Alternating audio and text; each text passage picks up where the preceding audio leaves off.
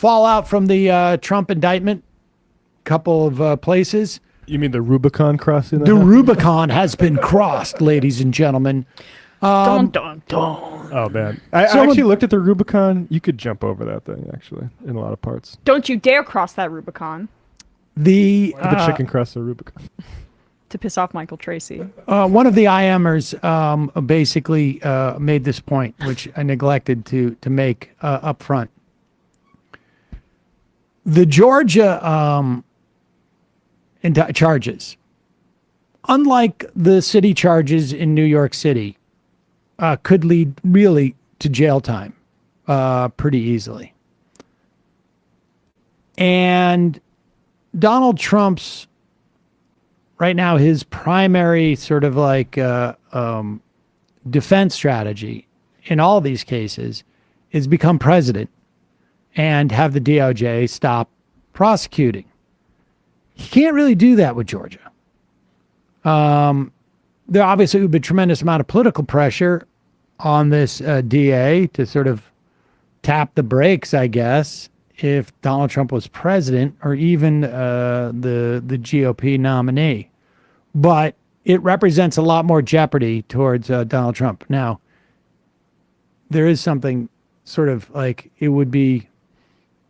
It's interesting. It's interesting to entertain the idea of Donald Trump serving as president, but also simultaneously serving a jail time, that prison, would be prison time. fascinating. It would kind of throw a wrench in some diplomacy efforts. You just can't, no Air Force One. But you welcome people to the prison, I guess. Make them come to you. That's a negotiation tactic. I don't travel anymore. I don't do that. Here is, and really, I think this guy may be the only person that we know so far has not been indicted in part of this Georgia scheme. Here's Seb Gorka talking to NewsMax Rob Schmitt about this indictment. I don't know what Gorka has been doing. Of course, but here he is. Former White House advisor in the Trump administration, Sebastian Gorka, joins me now. I think this is the fourth one we've done together, sir. Another indictment, state of Georgia. Your thoughts? Well, let's just start with what happened earlier today, Rob. What a farrago, what a clown show that the Clark County Court's webpage lists the 30 felony indictments, including a RICO statute, and then whoops, it just magically disappears. I immediately tweeted out the document and I said, this is a con. I mean, this is a setup that, it's so pre-cooked, it's so pre-baked that they've got this thing ready even before the judge has signed off on it, as you just showed a few moments ago. I mean, right. it just tells you just how corrupt. Contemplate this for a moment, that the prosecutor's office did not write up the indictment. First of all, they write it up. It was the charges, and they were waiting for the judge's signature. The idea that they're running a test run to post these things because they don't want it to leak out and have some type of mayhem after the judge signs it. Of course, it's a con.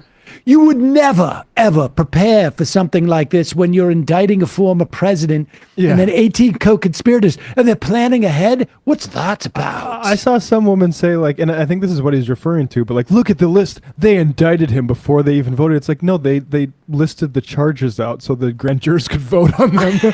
Why don't they instantaneously type it up as soon as the judge signs? Second drafts? Oh, they're so malevolent. Why isn't it all extemporaneous inside the courtroom? They have to obviously the fix is in. They've only been investigating this for a year. And the fact that they had the document almost 3 hours before they released it publicly. What's that about? Go ahead.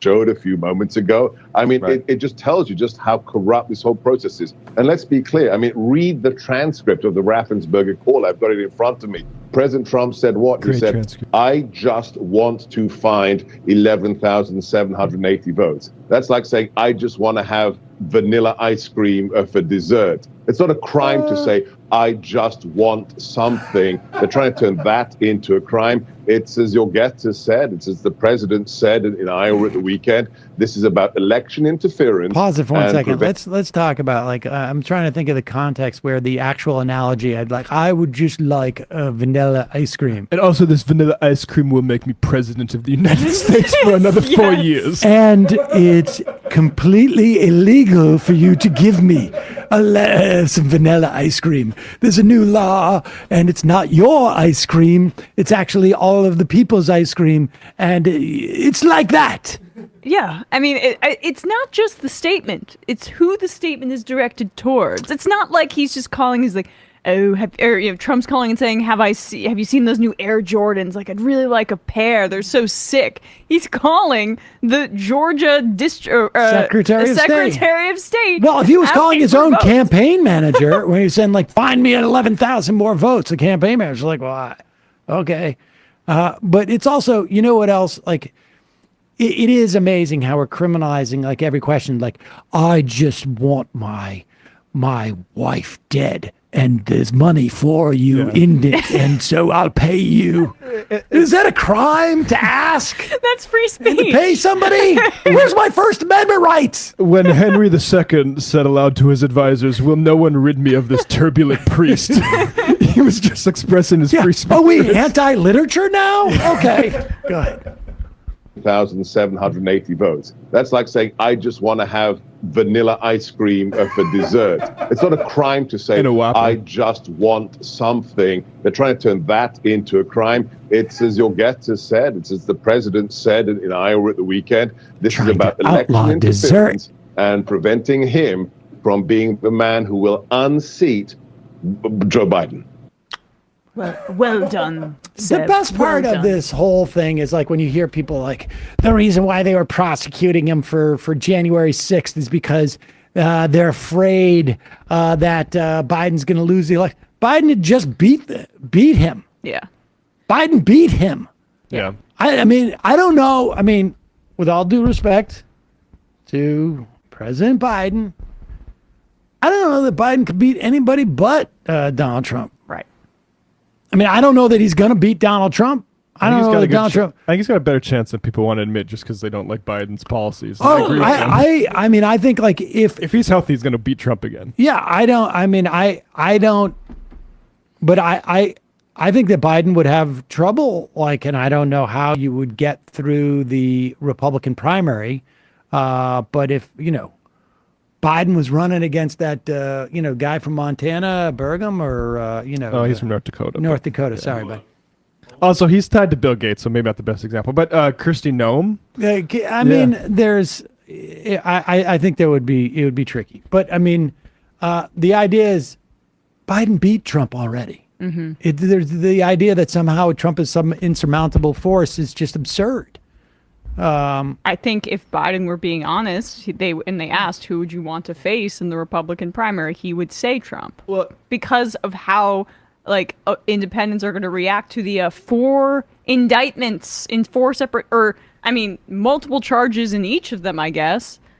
What, the total's over 90? Yeah, it's funny when Ted Cruz is like, this always happens when we're doing our Hunter Biden stuff. It's like, you've been doing the Hunter Biden stuff continuously for 4 years, and this stuff is also just a regular part of our lives. This always happens when people are breathing oxygen. Right. It's the same thing with you guys and Hunter Biden. I just want ice cream.